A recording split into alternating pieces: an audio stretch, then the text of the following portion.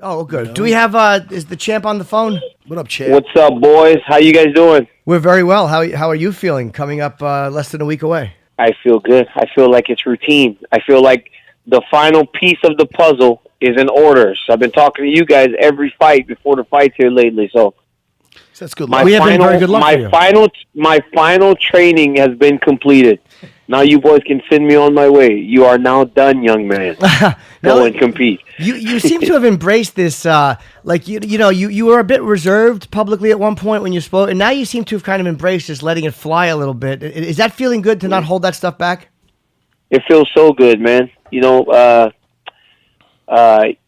One, you cannot tell people how to think. I cannot tell them that Jon Jones is a bad guy. They have to decide that if he's a good guy or a bad guy, if they like him or don't like him on their own. I can't make them feel the way I feel. So I let that go. And I can't tell people that they should like me, because if you don't, it really doesn't matter. So by doing that, man, I've freed myself to train better. Everything just feels so much better as I head into this fight now. I mean, your last fights, you've beaten Anthony Johnson twice. Gustafsson, like I don't know why anybody would doubt. I mean, Jones is the only trip you've had is Jon Jones, and that was a 5-round decision. Yeah, he got the better of me on that night, and I feel ultra confident that when we get locked into the octagon on Saturday, I'm going to win this fight. So, people have the right to choose who they want to root for, who they don't want to root for, who they cheer for, and who they boo. And in the grand scheme of things, it does not matter as long as they have some sort of reaction. Hey, Matt. Yes. Congratulations last weekend on Chris Weidman, man. Unbelievable performance. Man. And, Thank Matt, you. honestly, the best thing about watching, and I see it in my guys, is when the coaches truly care. And I can tell how much you guys love Chris and seen him have success. He's a wonderful guy, man. Congratulations to you and your team. You guys did fantastic. Oh, I appreciate that. We were just talking about that, and oh man, I mean, coming off a few losses, which should never have been, and we were just so happy. I'm still on cloud nine, and again, to happen in his hometown, in Long Island, it was just electric in here. Thanks, champ. I appreciate it. But no problem, man. Let me ask you, DC. You had the first fight, with Jones, which was a while ago now, and it didn't go your way, like you said. Now, do you chalk it up as an off night, maybe, or a bad night of sparring, or do you say, all right, I got to revamp my whole strategy now? No. It was a bad night, but he did a good job. He won the fight. He did a fantastic job of neutralizing a lot of my weapons. I couldn't take him down. He also, when I found success in the boxing, he adjusted, started clinching me and holding me, and I did not adjust with him. When he started doing the clinching and the wrist controls and the underhooks, I should have immediately defended and started to get back to the positions where I'm strong. But instead, I rested. Also, I put way too much emotion into the fight, and by the third round, man, I had gassed myself. This time, I'm more comfortable in this environment, in this championship type of feel, this championship build, the championship fight, and I believe that will pay dividends also come Saturday. Did it get into your head a little bit in the moment when everyone is expecting you to take him down and pound on him, and then when you were unable to do that, did it kind of put you in a place where you just weren't sure what to do? No. It was fine, because then when we started just kind of fighting on the stand-up, I was like, okay, he's landing some shots, I'm landing some shots, so we're kind of just going with each other. I think what really changed was when I started to fatigue, and he went to the clinching type of fight. I didn't anticipate that, so it kind of took me by surprise. And I didn't anticipate him being so good in that position. So before that first fight, I wrestled a lot with the Olympic champ, Gatsalov, the Russian. But we only wrestled, for me, going to secure takedowns. I never did fight-specific stuff because I figured I was just such a better wrestler, I could just go and get him and take him down. Well, the reality of the situation is it does not matter how much of a better wrestler I am. We aren't bending over at the waist in wrestling. If we did that, I'd beat Jon Jones by 10 points. Right. But with the striking, it's a much different ball game. So I needed to do more fight-specific wrestling, and I believe that I've done that this time with the guy that I have in now, a guy named Jake Casper, who's an All-American heavyweight from Duke University. Phenomenal athlete. So we'll be more prepared for every aspect of the fight. Is my thing working? My microphone? No. Hold on, DC. We'll get Matt. Matt pulled us through. All Matt's right. very strong. Sometimes he breaks I'm things. back. I'm back. What the fuck is that? I was like, what is going on with Matt? Now Holy listen. shit. No, and and you're talking about the wrestling, and I don't blame you for being that confident. Going versus him the first time. But there's also that factor in MMA, in the octagon, where you can't escape your hips. And you get a guy like Jon Jones, and in that first fight, when he has you up against the cage, it doesn't matter how great your hips are. They're not getting away, and he's able to lock his hands. It's like, Austin, shit, man. My sprawl's out the fucking window. He's got me on my ass, all because he's got long arms, and I'm up against the cage, and I can't get away. So I'm sure that shit that might have not just hit you until right then, right? I mean, I don't know if you addressed that. Well, you got to remember, Matt. Before that fight, I had never got taken down in a fight. Right. I had 100% takedown defense through my first 15 fights. Yeah. So he was the first guy that offensively put me in those situations with the wrestling. And you're right. It's like in the middle of the octagon, I very rarely will get taken down. Alexander Gustafsson, who has real crazy timing on his takedown, took me down a couple times, which is weird because he's so tall and he's a boxer. But in the middle of the octagon, Jon didn't come close to getting a takedown. It was only against the fence and once he caught my kick. So it's not like he's powering through doubles or snagging up single legs and taking me down. He's kind of he's got long arms, man. So I cannot rest against the side of the octagon. That will play at his game. I got a lot of stuff of Jon wanted to beat me at my own game by engaging in the clinch. It's the furthest thing from the truth. Jon clinched me because I was punching him upside his head and I was uppercutting the shit out of him. So he grabbed me. That was his safe space, and I allowed it to be a safe haven for him by not making him pay for grabbing me. This time, if he tries to grab me, I've got some shit for him. Man, I've gotten so much help, Matt. I've gotten videos from some of the greatest wrestlers in the world. Kenny Monday sent me videos of physicians to help me when Jon does certain things. Jamil Kelly, Kevin Jackson, John Smith. I've gotten so much help in those areas where they saw that he gave me a few of the issues. And in every other situation, I really don't feel like I cannot win a 5-round stand-up fight against this guy. Was he, when you fought him, was he stronger than you expect? People always say when they fight Conor, he's faster and he hits harder than they thought he was going to. What about Jones surprised you in the ring? There must have been something in the cage. I keep saying the ring. He was bigger. He felt bigger. Jimmy felt bigger. He felt like his frame was really wide up top, like his chest and his back was really wide whenever we were in there. He was holding me, and I was like, man, this dude's strong. Like, I was like, I know I'm tired, but I've never felt someone.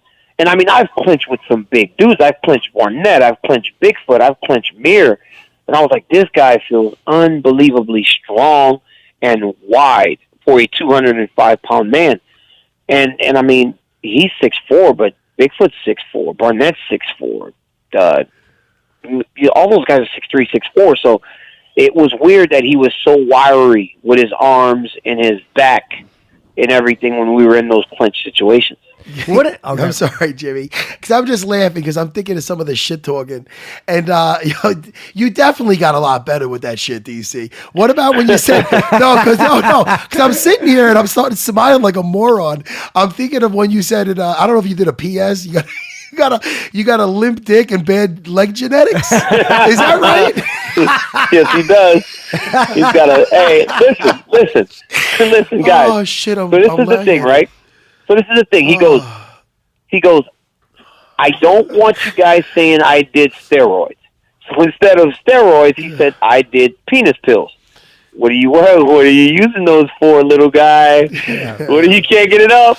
No. You can't get it up? No, and listen. I said, yeah, he's got horrible legs. Look at his legs. Look at his legs. He's got horrible leg genes. Listen, DC, I love you, man. I'm not trying to defend him. I can't. The leg thing isn't the leg thing.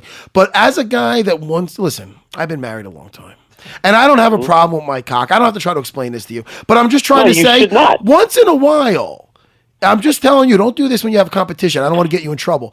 But once in a while, if you take I'll say a C pill because kids might be listening, but that stands for cock. Yes. But if you take a C pill, it really, hey, listen, It can make it just make the party a little. Yeah, better. DC, you're talking to a big fans of dick Matt. pills in the studio. You're talking to the worst. Let me tell you this right now. When you get closer to the fight, you're making weight. It does shrink. It does shrink. Oh, So really? maybe using those C pills yeah.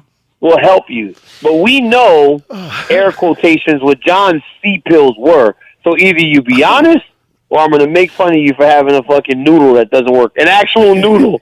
John has a noodle. Oh, fuck. But I got to tell you, that was definitely... with that one, with the old, was that a Twitter? Hey, was that the Twitter war? That was yeah, Matt. He didn't like that one. He was mad. He was mad. And then I go on the internet the next day and I go, oh, somebody's mad. Yeah, he was going off. Yeah, that was a mic drop. That was like the Mark Hunt walk off. That was a this guy. And DC, He started that. When you found out, okay, he tested positive. What were you in your hotel? How does that come? They call you and they go, we got bad news, or what happened?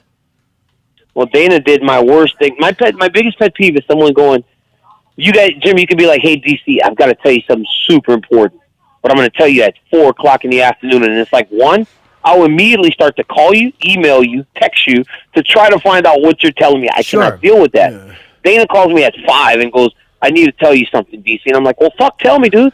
And he's like, I need you to meet me at the MGM at 7:30. So now for 2.5 hours, I'm calling this dude, texting him. He's not answering. It's International Fight Week. And then I start to get, like, bad butterflies as we get closer. And I go, man, what did Jones do?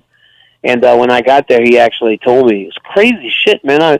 You just don't imagine. You don't expect that 2 days before a fight, especially one of that magnitude, UFC 200, the biggest fight in UFC history. We're main eventing this damn thing. I mean, you got to do better, you know? And what enabled you? Because sometimes a champion will lose, an undefeated champion will lose, but your ability, you lost and you came back and you won. I think the next 3 or 4 fights, right? The next 4 fights. So yeah, the next 4 fights. What is your mentality that's so strong, and what enables you to do that as opposed to other people? I know you can't speak for other people, but I'm amazed that you were able to come back and just go right back to winning against really tough guys. Well, you know what the great thing is, and the lucky thing for me is I got to fight for the belt again. So that changed things, Jim. Now, I got to be honest with you guys, and I don't really tell people this much, but I was going to fight Ryan Bader in June after I lost to John in New Orleans, which would have been great. I got to fight at home. Sure. But I believe a lot of guys have championship letdown, where you fight these big fights. You fight the guys with the big names, and it's so big, and all of a sudden you're fighting in a much smaller type of situation. So I wasn't training right for Ryan Bader. I was going to take him for granted. And I got, when the fight with Rumble got moved, when I had to fight Rumble, now I was in a rush. So I had to rush for 3.5 weeks because I figured I had 6 for Bader and I only needed 6. When normally for the big fights I would do 8 to 10. Right. So I rushed, man. I rushed to get in shape to fight Rumble. So having the opportunity to fight right back for the belt helped me. And I can honestly say, man, I don't know how good I would have looked in New Orleans because I wasn't preparing myself as if I had a really big fight. I was setting myself for the championship letdown. Wow. So was it a different date as far as when you were going to fight Rumble than Bader? Oh, yeah. I fought Rumble May 23rd. I was supposed to fight Bader June 6th. So I had like 3 more weeks after, or 2 or 3 more weeks after. So I was like, I was cruising, man. Like, I was just like, I was hitting pads in the hotel room and shit. Like, just not... I wasn't taking it. I was like, man, I can beat Ryan Bader. I'm fighting on a fight night. I was still let down from the Jones fight. It was just a lot, and I think that's why you saw Glover Teixeira look so bad against Phil Davis after he lost to Jon Jones. And a lot of guys, they lose the fight after the title fight because everything is scaled down so much when you're not fighting for the belt after fighting for a title. Well, I mentioned that because, again, we talked about Chris, such a great fighter, losing 3 straight, or Ronda losing 2 straight, or Holly Holm losing 3. Like, people just go on these streaks who are at one point undefeated, and it's got to be a mental thing because all of a sudden you didn't forget how to fight. You're still the same fighter you are. Well, but then everything's scaled down. So here, think about it. Weidman, Chris lost to Rockhold, and remember, Chris gets no easy fights. So Chris fights Rockhold. Then he's fighting Romero. But now this is not a title fight. It's a 3-round fight, something he hadn't done in forever, right? from there, he goes and fights Mousasi again on a co-main event. So all these things were like scaled down. So the fight after with Romero, which actually Weidman was fighting pretty well, 1-1 going into the third. But those are the types of fights, man, where it's almost like a trap. Those other fights are so big. Remember, him and Luke fought co-main event to McGregor. And then next fight, he did fight in New York City, but it was like a while after, almost a year, right, Matt? It was almost a year between I believe fights, so. right? Yeah, that's right. But so it was almost a year because he had got hurt. So it's like, there are a lot of ways to find yourselves in some really bad situations when you come off that championship high. Is it a depression in a way? A little bit of a depression? Yeah, you're so sad because so most times, right? So since I won the belt, there's been so much championship turnover, but that was not always the case. So it was always us chasing, getting beat. So it was Teixeira, chase, lose to Jones. Me, chase, lose to Jones. And when you lose after chase, now what? Because you just got turned away, you got to rebuild, and it's a little bit difficult to find that desire to start that chase all over again. And I think that's what happens in that fight right after. But with the Rumble fight, you didn't have to rebuild. You're like, okay, here's my shot again. Your energy didn't have stays to chase. Right. It was no chase. I was like, I didn't. So I've been lucky. My circumstances have been so drastically different from everybody else because it was like one fight, lose, worst feeling in the world. Next fight, win the belt, walk into the locker room at the end in the same mirror. I swear, man, there's a video out on like a Fight Flashback 187. They show me against Jones, walk into the locker room with no belt, look in the mirror, put my hand on the wall, and I'm crying, looking into the mirror. Then they flash back to that May, and it's the same mirror, same locker room. I walk into the locker room, and this time I'm wearing the belt, smiling. It's only 5 months. Right. Wow. I had not heard that from anybody yet. I was kind of wondering. Thank you for that. You put that perfectly clearly, and that makes a lot of sense. And we also had to ask you, too, because we do have Jones calling in a little later. Is there anything you would like us to tell him? Because he doesn't seem like he's as happy to engage. I don't really need to talk to him much. I'm going to do my talking on Saturday. Do you really? I'm going to do my talking on Saturday when we get locked in the octagon. Do you really dislike each other? Like, I know that the fights build up, and there is a certain amount of dislike, and there is a certain amount of, look, it's a business, and we got to make this. But, I mean, when he got popped, you did send out a pretty supportive message over Twitter. Yeah, I will do those things because I try to live in the spirit of sport. Okay. But when we are scheduled to fight, all my disdain for him, it comes boiling to the head. Seriously, it does. The guy is just like he's like a freaking colony of ants that just lays on my skin and they bite me. Cannot stand that dude. And he'll sit there and tell you probably, I don't have nothing against Daniel, but that's a lie. He hates me. He hates me as much as I hate him. And it's okay. And it's okay.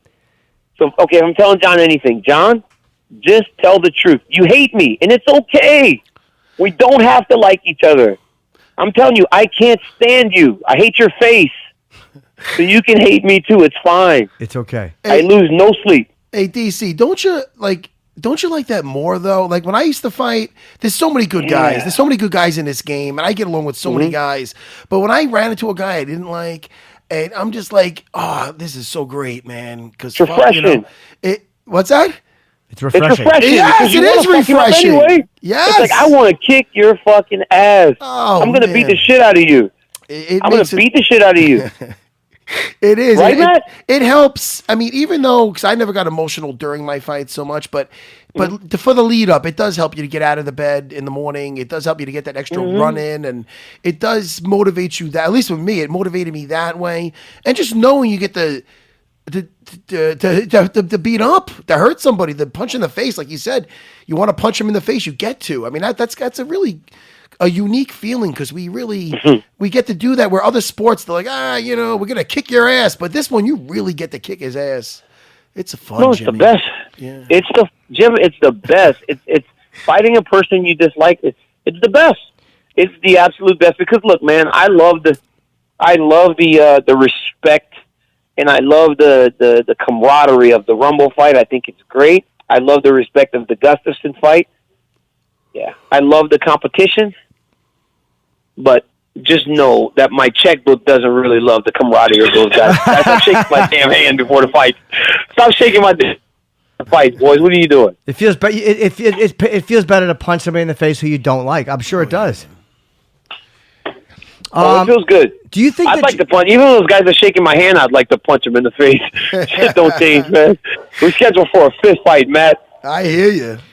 Do you think that Jones is going to suffer at all? And again, he may say no, but he has had a long layoff, and he fought, Ovin St. Preux. I think it's the only fight he's had, in what, 2 years, 2.5 years. I mean, that's a tough thing, and you've kind of stayed on fight schedule. Like, it's got to mean something.